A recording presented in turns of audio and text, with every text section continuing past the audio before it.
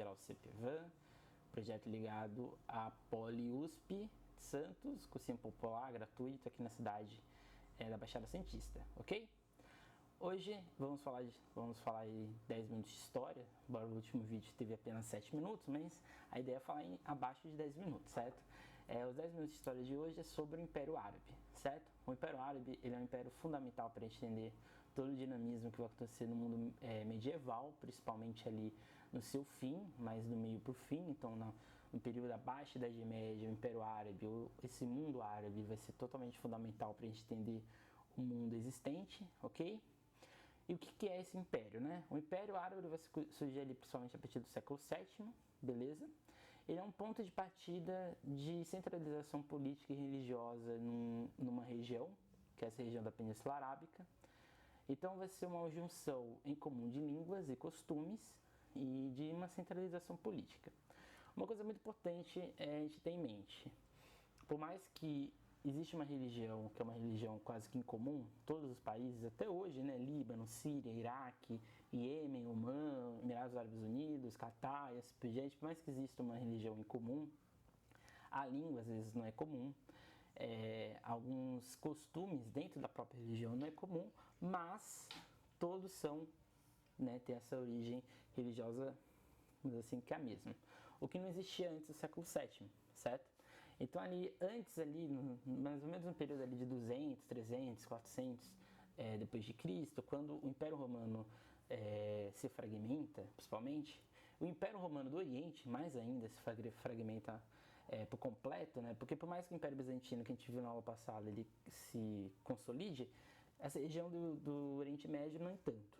Então essa região é uma região com mais de 300 tribos, cada uma dessas tribos possuem uma religião diferentes, modos de vida política totalmente diferentes, então não era uma região centralizada, certo? E tudo isso vai começar a mudar a partir do ano de 570, quando nasce a figura do Maomé. Quem é Maomé?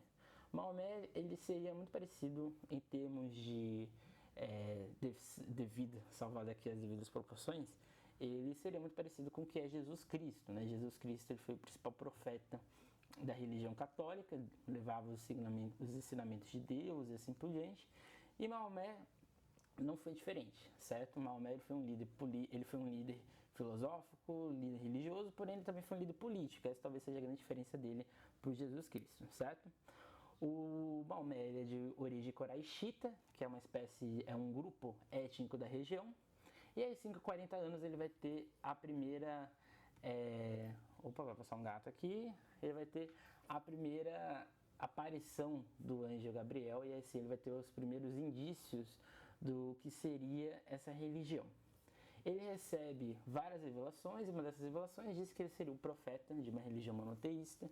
Religião essa que teria como Deus Alá. Alá seria o grande... ele seria o que guiaria as pessoas nessa nova seita, nesse novo preceito religioso, e assim como o cristianismo e o judaísmo. Então o anjo Gabriel ele é comum nas três religiões, né? Seja no islamismo, no cristianismo e no judaísmo.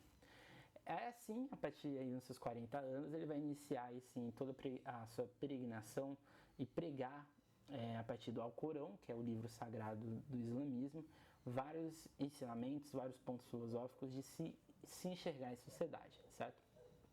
E aí vão ser os dois pontos principais que vocês têm que sair nessa aula, que são coisas que caem no vestibular, que é a Hégira e a Jihá. A Hégira acontece em 622 e é quando ele sai da sua cidade natal, Yatreb, e vai até Medina. Lá em Medina ele vai iniciar a sua pregação já como uma espécie de líder político e religioso também. Aí ele vai pregar a palavra do islamismo e é o início do calendário árabe, no calendário islâmico. Então o ano zero, vamos dizer assim, o ano inicial no mundo árabe, no mundo islamizado é 622, certo?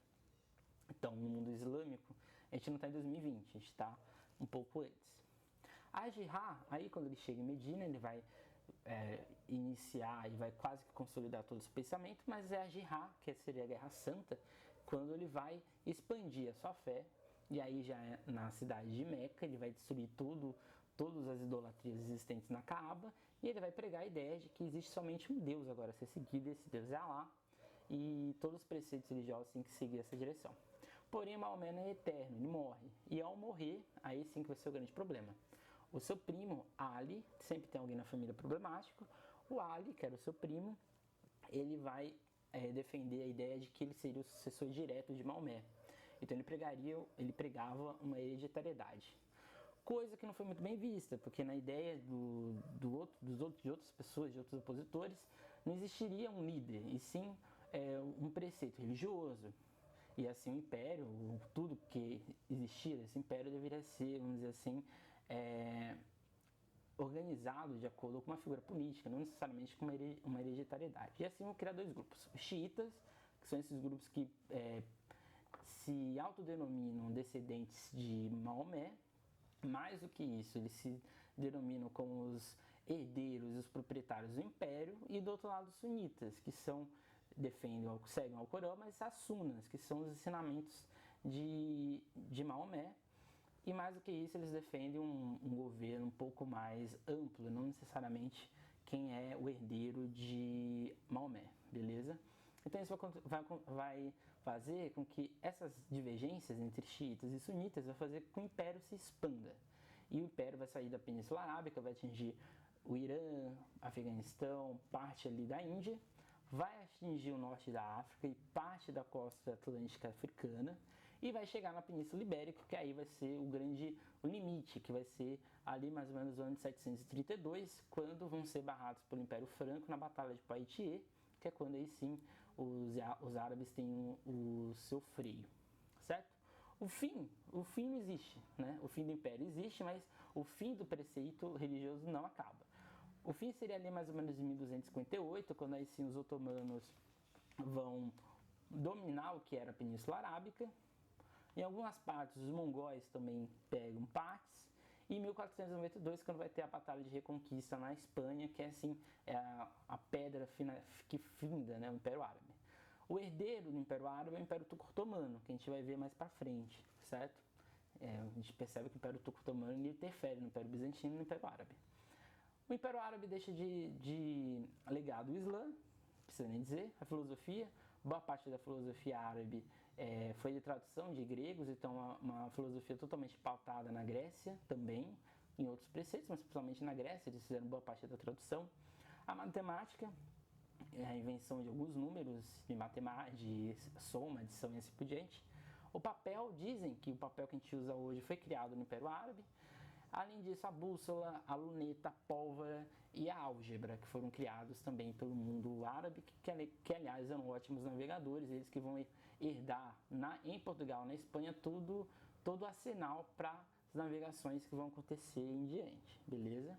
Então, esses foram os 10 minutos de história.